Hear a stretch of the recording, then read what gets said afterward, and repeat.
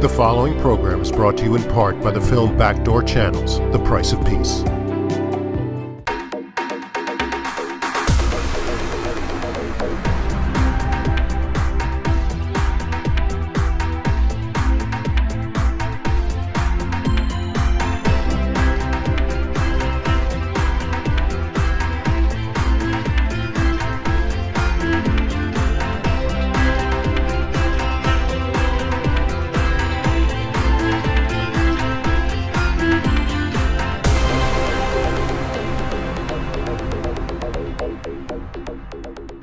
Welcome to another Leon Charney Report. We have a really eclectic and exciting show tonight. My name is Professor Alean Al-Krenawi, and I'm a president of Ahva Academic College and professor of social work at Dore University.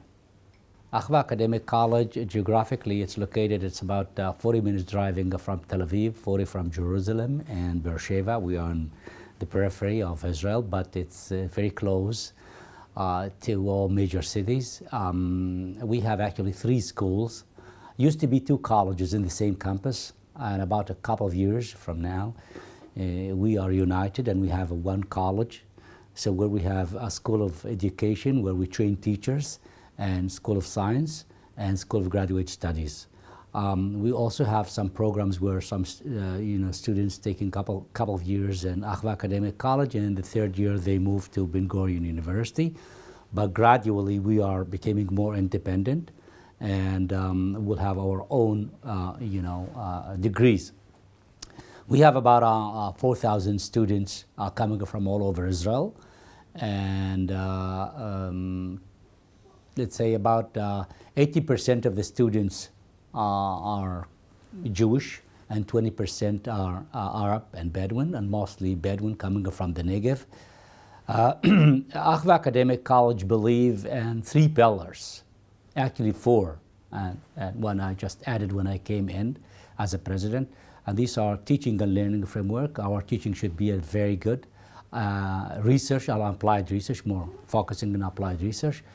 And community engagement. I would like to see Ahva students engaged in the community, doing services to the community, as well as the faculty.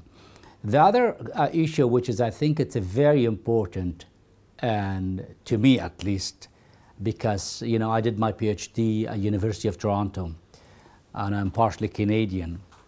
And I very much believe in the issue of diversity and multiculturalism. And because we live in Israel in a very diverse society, and the issue of diversity and multiculturalism not quite emphasized in the Israeli societies. So we are in Ahva Academic College very much trying to promote the issue of diversity and multiculturalism, and not just talking, but also when you look at the students' body, you will see students, religious, secular, Ethiopian, new immigrant, Arab, name it. People, Jewish Orthodox as well. And we're trying also to, I'm using my own words, to leave a space for all ethnic background within the Israeli societies. We believe in including people rather than excluding people. This is a theory, or this is a vision we're trying to promote, or agenda we're trying to promote. I said it's not enough also just to talk about it here within the college. I have to do something. So this year, actually, in May 22nd, we had a big conference, national conference, dealt with the issue of diversity and multiculturalism, where we had a politician, ministers from the government, education, welfare, name it, and academicians and practitioners coming from all over Israel. And we spent the whole day, we dealt with the issue of diversity. And when I talk about the issue of diversity, I talk about, differences between people cross all over in that line: ethnic, religion, disabilities, sexual orientations, political attitudes, ideologies. We all different, but the question is to what extent we can promote the issue of acceptance and respect And this is something which is a really, I thought it's a very important to emphasize that and to lead that within the Israeli society. It's again, when I'm talking about diversity, it's not just Jewish and Arab. I'm a Muslim, I'm a Bedouin Arab Muslim. I born in Rahat. Well, used to be not Rahat, Rahat actually stopped us recently. I born to a family with 15 kids, sisters and boys, nine boys and 6 sisters, and I'm the third. I'm the only person from my family back then went to university. None of my parents, of my families went to university. And my parents, my dad, he passed away 6 years ago, and he was illiterate, as well as my mother. Back then when and I think it's a very important, back then when I born to Al-Krenawi tribe, there used to be no running water, no electricity, no school clothes. So I used to go to a school which was about 8 to 10 kilometers where we used to live in Al-Krenawi tribe. I rode a donkey to go to school. So it wasn't easy back then. And when I actually completed at the elementary school, there was no high school in my region. So back then I started to cry to my father, say, I want to continue, I want to go to high school. He said, but there's no high school, where do you want to go? And then,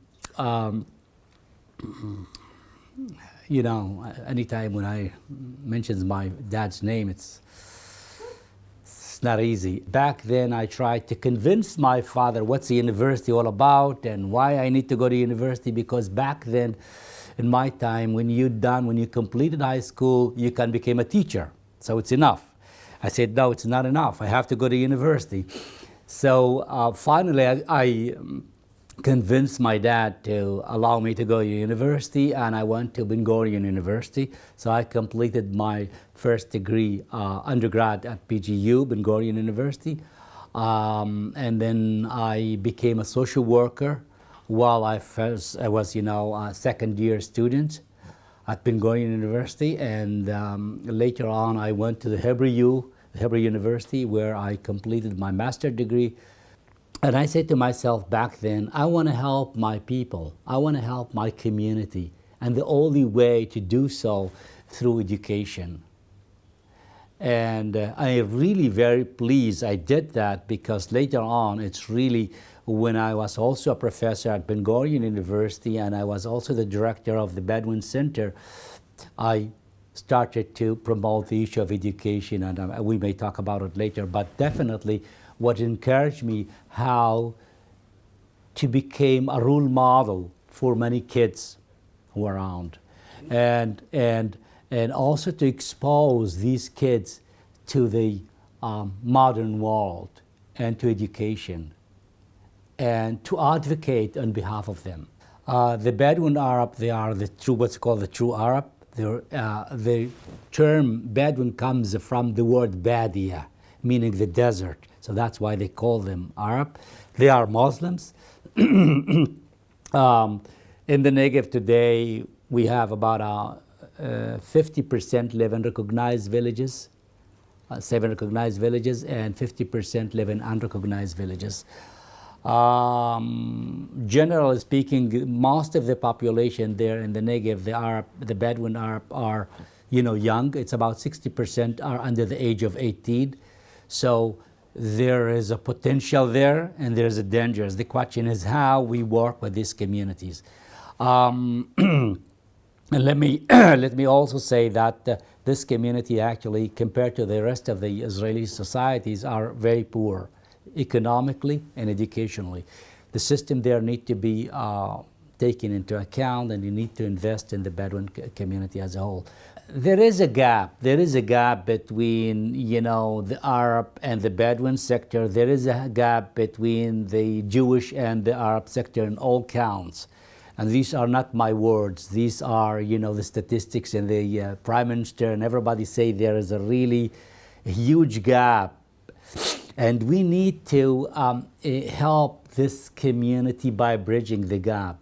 When you look at the Bedouin community these days, and you compare what's going on to, let's say, compare Rahat, for example, where we have about 50,000 people, more than 50,000 people live there, to other, Jewish neighborhood, you see a gap economically, in terms of employment, in terms of education. There is a huge gap. And my question is always was, and still I raise that, how we help this community to bridge the gap. And the one way to do that, sir, is by education. So we need to invest in education. Statistically, and these are based on the Israeli statistics, the Bedouin community considers the poorest among the poor in Israel. I'm not saying there's also, in my position these days, there's no poor community among the Jewish sectors. Let's say, for example, if you look at the Kiryat Malachi or Kiryat Gat, look at the Ethiopian community in Kiryat Malachi, whereas about 20% of the Ethiopian live in Kiryat Malachi. And when you look at there and you compare Kiryat Malachi to the rest of the Israeli cities, you see Kiryat Malachi is way down there in all count. Saying that, still the gap is huge when you look at the Jewish sector and the Bedouin sectors in all count, economically, educationally, etc., name it. So I must say that in the last several years, there is more awarenesses among the Israelis, the governments, the government's offices, where they started to invest in the Bedouin community, the Bedouin society, in education and employment. But still the gap is huge, and that's why what I meant when I said there's about 60% of the population under the age of 18. So there is a hope. My strategy is to leave a space for everybody and to treat everybody equally. And for me now, for example, as somebody who's really heading in academic institutions, when I look around, for example, and I identify there are 3 underprivileged communities in my region around Akhva Academic College, and these are the Ethiopian, the Jewish Orthodox, and the Bedouin. And I said to myself, I need to provide services and an access and to help these communities. So I offer these days program for the Ethiopian, for the Bedouin, and for the Jewish Orthodox. The process of admissions to the academic college, they are not meeting often these admissions. There is a gap. So we're using what's called affirmative action. And when we get them in, we often provide them with academic support. And we offer them, financial support as well. Because keep in mind that when they get in, there is a huge gap between them and the Israeli average students. Sure. So if you don't provide that support, academic support, they will drop out. They will leave the system, and that's too bad. So we're trying to keep them as much as we can and to provide the academic support as much as we can. That's my strategy and that's my way of seeing things, and I hope, and I say that several times, that in order to help any underprivileged communities, you have to leave a space for them. They need to feel as Israelis and proud Israelis. If we keep pushing them into the margins there, Akhva, it's a brotherhood, it's an Arabic akhuwa. Akhva in Hebrew, which is, and we mean what we, what is under that name. By all are equal, and we treat everybody as equal, and we are building, we adding something to the Israeli societies by leaving a space for everybody, by treating each one equally. And the name itself means a lot for me and for the students and for the faculty. We all Israelis, and we all facing the same situation, regardless of it. For example, just a couple of days ago, there's a rocket's hit in Rahat. So we all exposed, we all face the same situation. It's not easy. It's not easy. So that's why I think it's, for me, these days, I would like to see some direction. And I want to say something which is also related somehow to what's said in the previous interview. And I say that in my work, my research. We have to differentiate between Islam and Muslims. Muslims may interpret Islam in their own way, serve their own interest. The same with Judaism, the same with Christianity. And some of these Muslims, they may interpret their Islam their way, and that's mistaken. And then we, generalize. We are not generalized, because there's a lot of people in Gaza Strip these days suffering. There's a lot of people here in Israel suffering. And we have to look for the good forces, not the bad forces. There's always bad forces in any society. In any society. And I'm not generalizing. If we generalize, we divide the society. And this is not my way of doing things. My way of doing things is always to look for the good people, for the good forces, to build something together. I was a dean of a School of Social Work in Canada. And living in Canada, it's a great country, Allah, it's an excellent place to be there. When I got my job here, they offered me the job at Akhva Academic College. I said, I want to go back. I want to go back because I want to be here in the positions where I can influence, where I have some impact in the Israeli society.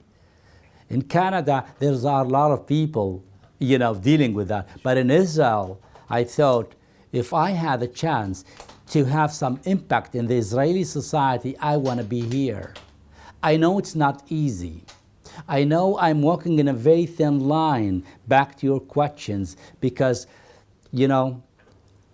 there are good people in Gaza Strip, and there's bad people I know, and the question is how we work with the good people. But I want to tell you something. I'm Israeli, and first of all, I care about Israel, and I care about my country. I'm not saying that because I want people to look at me in a different way. I'm saying what I believe in. And it's complicated. It's complicated because also you know that also there on the other side there are people who are suffering, innocent people are suffering. And you know what does it mean when you see kids suffering from both sides? That's really, it's very hard. It's very hard. And then you say, ask yourself a question, what you can do. What you can do in order to take a different direction. So you're trying to find the balance. And I care about my country, but I don't want to see war. I'm against violence. I don't want to see kids suffering. You know what? I want to say something which is I think maybe it's related to that. In 2012, I published a book, and it says Tomorrow Players, where I ran a study back then, youth from West Bank, Gaza Strip, and Israel. And when I'm talking about Israel, in the sample in Israel included Arab and Jewish, and they all suffering.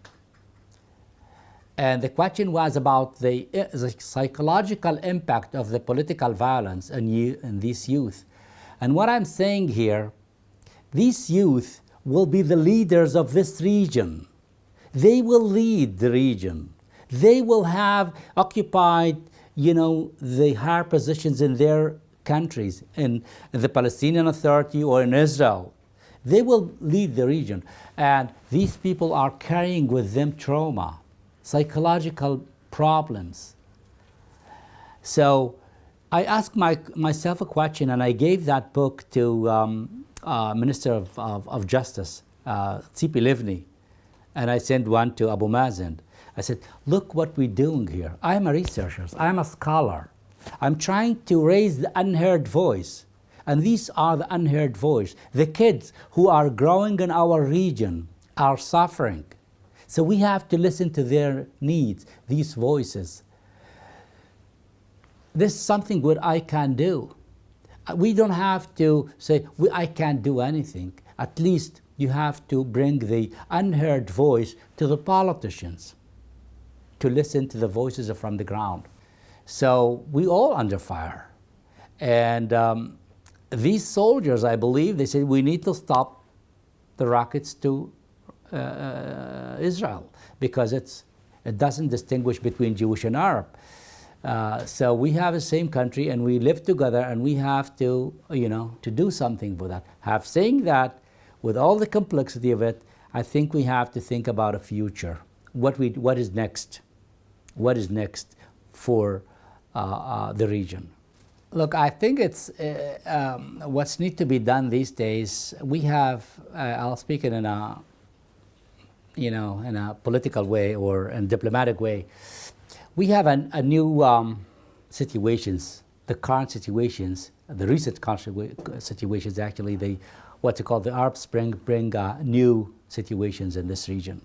And we have partners. There's partners, there's the Egyptian, there's Abu Mazen, there's the international community as well. And the question is, at least from my perspective, we need to show the people in Gaza there is hope. There is hope. We have to offer them different life. We can't leave the situation as is. And if we have these days the Egyptian leaders and the Palestinian Authority, Abu Mazen and Israel and the United States of America and others in Europe, they need to come up with a new direction to give the people hope. And if the people have some hope and something to lose, they will think twice. I used to say in my writings, when people have nothing to lose, they don't care. But if you have some hope, and that actually goes back to us as Israelis, all of us in Israel, we have to think about how to eliminate the extremist people from both sides, because the dominant voice in Israel, including in Israel, are the good forces. And I don't want to see, and I say it loudly, that the current political situations influence the Israeli society. And all of a sudden we'll start to see Jewish and Arab fighting. I'm not willing to see that. And I started to hear that, and I say to myself, we have to stop that. But again, yes, there are extremist people, and these are the minorities in both sides, and we have to exclude them and to bring in track different directions where the people in Gaza, where the people in Israel need to see some hope. And we cannot, and this is my opinion, maybe I'm wrong, I don't know, if we leave the situation as is, we will wait for the second circle.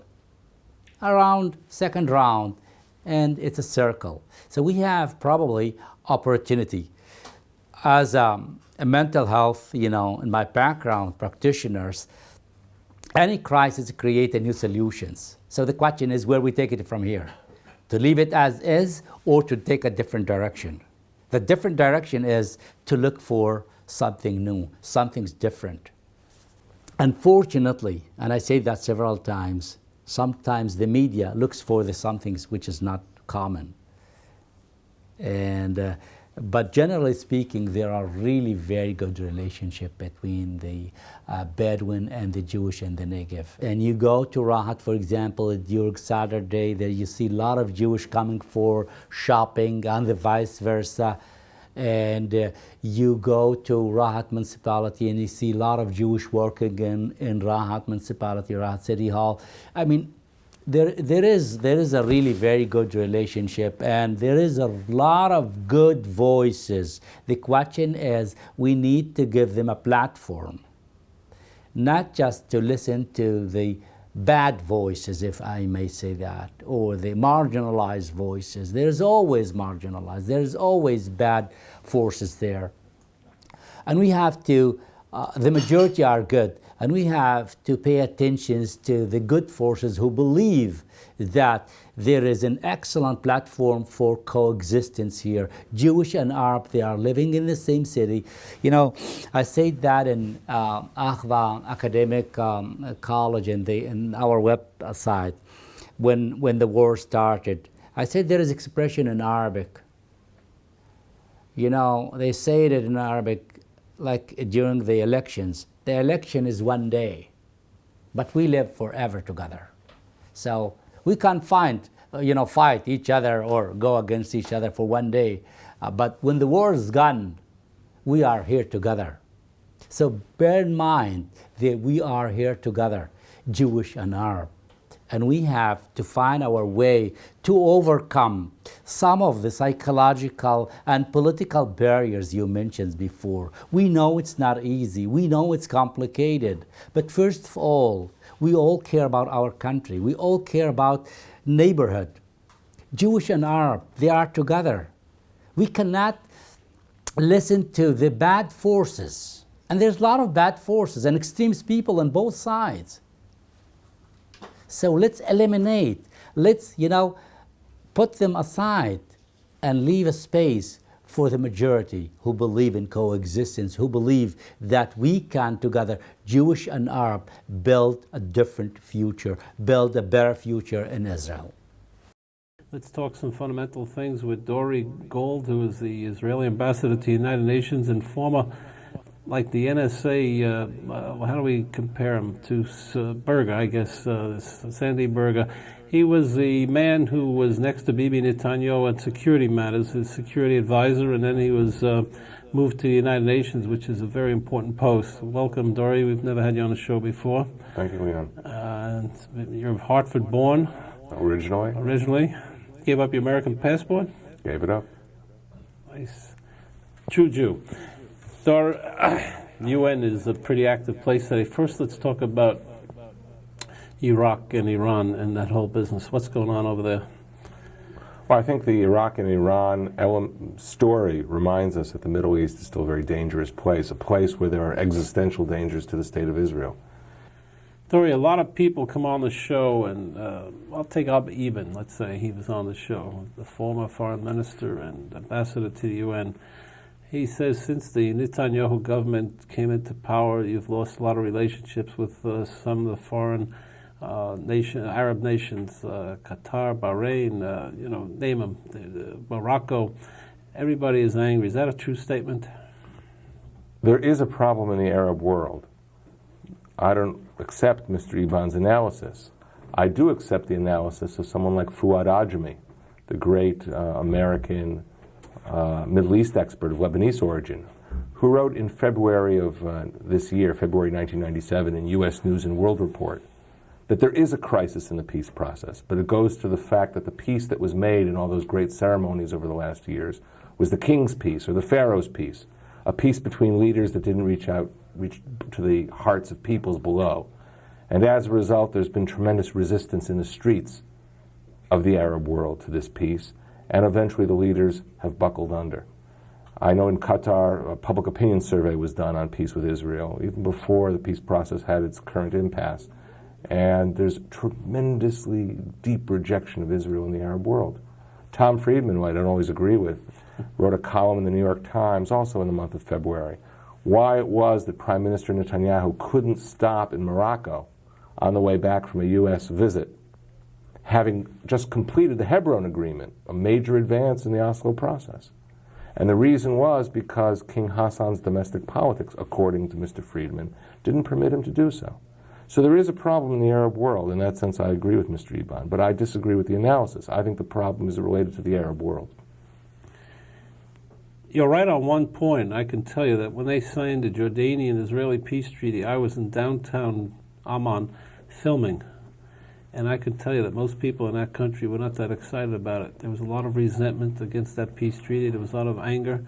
And we were nearly overwhelmed by people who tried to get to our cameras and all that. It was a pretty rough situation. So from that point of view, I would agree with you. It could be deemed a king's peace. But, Dori, Bibi Netanyahu walked into a government. There was an Oslo agreement signed, sealed, delivered. Yesterday was two years since the assassination of Yitzhak Rabin.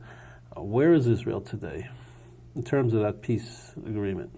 Well, when Benjamin Netanyahu was elected Prime Minister of Israel in May of 1996, the peace process was not a blazing success. We had over 250 Israelis who were killed in various bus bombings and other types of suicide bombings in the heart of Israeli cities. We didn't have those kind of losses from Palestinian terrorism for at least a decade. So here, a decade, the numbers that it would normally take a decade to lose, we were suddenly losing in 3 years. On our Syrian border, everyone spoke about the peace with Syria. But we had in 1995 and 1996, 200 Katyusha rockets that rained on northern Israel in the Galilee, 2 mini-wars in Lebanon. And so we had an ironic phenomenon that occurred. On the one hand, people spoke about peace. On the other hand, Israelis experienced an unprecedented worsening of their personal security. Now, Prime Minister Netanyahu could have said, you know what, this peace process isn't serious. If more Israelis are dying while we're talking about peace, then it's a fraud. He didn't do that. He also refused to ignore the problems of security that were emerging. He decided on something else. He decided to take this impaired peace process and try and make it work. It isn't easy. The peace process is full of contradictions. All right, we're going to cut for a break, and we'll come right back and talk to Ambassador Dori Gold, who is the Israeli ambassador to the United Nations. It's a prickly time for the United Nations and for Israel at this moment, and we need his insight. We'll be right back. We're back. We're talking to Ambassador Dori Gold, Israel's United Nations representative, and that's a very tough spot. Dori, let's talk about you as a person. Why 20 years ago did you emigrate to Israel? Well, I believe I had an opportunity to be a Jew living in this time when we've rebuilt the state of Israel, to be part of that rebirth. And I wanted to contribute my strengths, whatever I could give, to the security and well-being of Israel. And when you think of the fact that our fathers and grandfathers prayed to return to Jerusalem, for me to stay on the sidelines and not be part of it, I felt was the wrong thing to do. So I came. Came to be active, not just to live in Jerusalem and do nothing, but to be part of the rebuilding of the state. You're exactly the prototype of what your president, Ezer Weitzman, wants from all Jews in the world. Ezer Weitzman has told me innumerable times that to him, a Zionist is a person who comes to live in Israel. A pro-Zionist is one who supports Zionists. He said that at a major convention in Atlanta, Georgia, to a bunch of Zionists. And he says, for you to be Zionist, you mustn't move to Israel. You believe that's a fair statement? I believe all Jews can take part in the rebirth of Israel.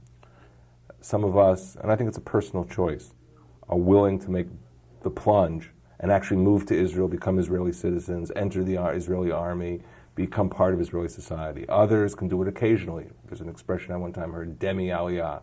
People have an apartment in Jerusalem but live in the United States and come for 2 months, come for chagim, for holidays. That's also legitimate. I don't want to judge people. People make personal choices. But I think we all can take part in the rebirth of Israel, and I think it can feed back to the diaspora as well and strengthen Judaism and Jewish life here as well. Was there any one incident that motivated you to take up your roots from, where were you, in Hartford? Born in Hartford, Connecticut? Well, I was born in West Hartford, Connecticut, and went to high school in Massachusetts and college in New York at Columbia. So was anyone, a lot of people, I've talked to said after the 6-Day War they moved to Israel. This was a motivational thing for them. Sometimes they were uplifted for different reasons. I'm just curious because most of our audience is curious about these types of things. Or it was your background very Zionistic, your parents? Well, I think my parents contributed greatly, but I believe the question, I think for most young people growing up in the 1960s when I grew up, was how to do something meaningful with your life, how to become part of a larger whole, how to be part of what we call in Hebrew tikkun olam. You can do that by choosing a universal mission that has nothing to do with Judaism. Go protest civil rights, go protest other things, which are very important. Or you can do it within the particularism of the Jewish people. I felt that was my way of doing it. And when I'm at the United Nations, speaking to other nations in the name of Israel and the Jewish people, I do it with great pride. Well, let's talk about Jews for a minute. Big item in Israel now is the conversion bill. And I read an item where you went to certain synagogues on the holidays, and certain people were not very nice about it. I'm not sure, so you tell me what happened. You went to a conservative congregation, is that it? Well, first of all, let's put this in the right context. Okay. I think it's important that representatives of Israel go to all movements, Right. whether they're Orthodox, whether they're conservative, whether they're Reform, because all Jews are legitimate Jews. And we shouldn't take this conversion controversy and turn this into a split in the Jewish people, like between Pharisees and Sadducees and between Karaites and Rabbinites. So we should put all that aside. And I think it's important, and I therefore made the effort, and I went to different synagogues. One individual in a synagogue on the Upper West Side confronted me with some sort of harsh statements about why I was coming into his synagogue if I represent a country that doesn't see him and his congregation as Jewish. I'm not going to blame a whole synagogue, or I'm not going to blame the conservative movement because it was a conservative synagogue for the act of one individual. And obviously, I don't know who went to the press with this story. It wasn't me. So some guy was a little hot-headed and verbally attacked a representative of the State of Israel. It happens. Not a big deal. I said to him, and I said to the other people there, it was Simchat Torah, I said, all Jews are welcome in my home. I hope I'm welcome in your home. And I walked into his shul. And it worked out? It worked out, except it was in the press. Nobody knows who leaked it. Well, it's not a big leak. We're not talking about a foreign ministry telegram. No, but it could be sensitive, because the issue is very sensitive right now. I saw an item where Ben Elisar, your ambassador in Washington, walked out of the Reform convention. Well, some very bad things were said by a spokesman I don't think comes from the Reform movement. But go ahead. But do you know of the incident? I read a little bit about it, but I haven't spoken to Ambassador Ben Elisar, so until I speak to him, I'm not going to judge it from the newspaper article. All right, let's go into the conversion bill, because it's a big item in the United States, but when I was in Israel, most Israelis were apathetic about it. They were not that concerned, and people don't understand that in this country. It's not that big a deal, even to the secular Jews in Israel. It's not that big a thing. Now, as I understand it, there was a status quo that was initiated by David Ben-Gurion, the first prime minister of Israel, which meant is basically, you leave me alone, I leave you alone. We talked to Dr. Borg about it, Yosef Borg, last week in Israel. What happened was the Reform and the conservative Jews went to the Supreme Court to try and make this a law of the land. And am I correct? Or? Well, I think your first part is absolutely correct. There was a status quo going back for all of Israeli history, that the only conversions recognized in Israel were Orthodox conversions. Right. But conversions anywhere else in the world, in Cyprus, the United States, Russia, that were Reform or conservative, if they're done outside of Israel, they would be recognized. Wait a minute. If a person, a lot of people don't know this, I want to be very careful because they don't understand it very well. If I married if a Jew, a convert, was converted by a Reformed Jew, had a child in New York City, and the conversion took place by a rabbi in New York City who was Reformed, and they came to live in Israel, and she was married to an Israeli, she and the child will be accepted in Israel? All conversions, absolutely, all conversions A lot of people don't know done that. outside the borders of Israel by the Reform and conservative movement are accepted in Israel today, and it's not even part of this controversy. In fact, I'll tell you a story. When Prime Minister Netanyahu was putting together his coalition agreement with the religious parties, they came to him and said, we not only want to be sure that only Orthodox conversions are recognized in Israel, we want to make sure that only Orthodox conversions are recognized from the whole world, so that, we won't be able to say that a Reform conversion in the U.S. would be recognized. Prime Minister Netanyahu told the Orthodox parties, that I won't do. That is unacceptable. And they had to compromise. They had to pull back. Now, the only reason we're caught into this morass is because there was a court challenge done by certain individuals from the conservative and Reform movements in Israel to our Supreme Court. Once this litigation process started, the Orthodox parties feared that the court would now rule that the status quo that for years had been there since Golda and Ben-Gurion, that this status quo would no longer be tenable. And therefore they wanted to protect the status quo with formal legislation. What the Prime Minister has been saying to everybody is, hold on, time out. You, the Reform and Conservative, pull back your court challenge, pull back the litigation. I will go to the Orthodox parties and I'll get them to pull back the legislation. And in that time out, what we have to do is sit together, Jews of Orthodox background, conservative, reform, in what's called the Ne'eman Commission. Yaakov Ne'eman, the Minister of Finance. Absolutely, and try and work out a deal. But we can't put the state of Israel at tremendous risk. We can't put a hand to the throat of the state of Israel and say, you must settle this by such a time or we're going to have a break in the Jewish people. That's untenable. There are tremendous dangers out there. People think the Middle East was more or less at peace. There are a few little pieces to put together in the peace process. That isn't true.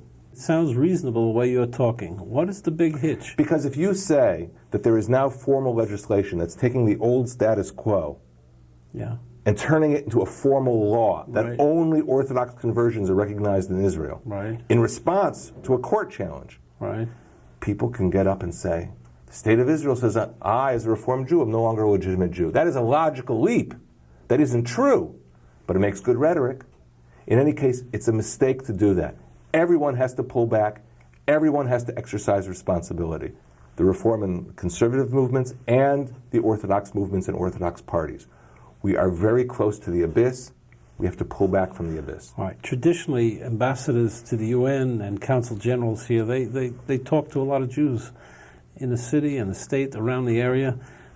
Have you been able to convey this message to a lot of Reform and Conservative Jews? Well, this isn't my formal job. I understand. And so I'm not going to synagogues giving this lecture. But whenever I reach elites or speak to them or speak in large audiences, I definitely give this message, whether was it an APAC conference recently in Florida? I'm going to the GA. I'm supposed to speak at the end of the GA. This will be part of my message. But what is the reaction when you do explain it? Do people accept it? I think the bulk of Jews, the bulk of the American Jewish community, prefer the politics of unity over the politics of polarization. I believe most people's hearts are trying to overcome this. People are also very hurt because this has been explained to them that they're not legitimate Jews. And they're very hurt. I can understand that. If somebody said, I'm not a legitimate Jew, I'd be very, very hurt. If somebody said, you can't go into this synagogue, you're rejected. Of course. But that's not true. The state of Israel and the shield of Zionism are there to protect every Jew, no matter what his background is, whether he's Orthodox, Reform, or Conservative. All right, I accept what you say, but don't you think that this should be given more? No one understands it like What this. do you do, put it on an internet site? Maybe. What do? You put it on a brochure? Maybe print a big ad in the newspapers, just the way you lay it out, and say, look, every Jew who's converted, do some public relations on it. You're right, it's a tragedy, because I've been in Israel, and I see what's going on there, and this has become an alienation process, where everybody grabs on and says, well, I'm not welcome there, I'm not going to go there, I'm not going to give them money. It's I'm not traveling, let's go to the Bahamas this year, not to Tel Aviv. That's right. Sure. Now, the way you present it, it seems pretty logical and fair and Jewish.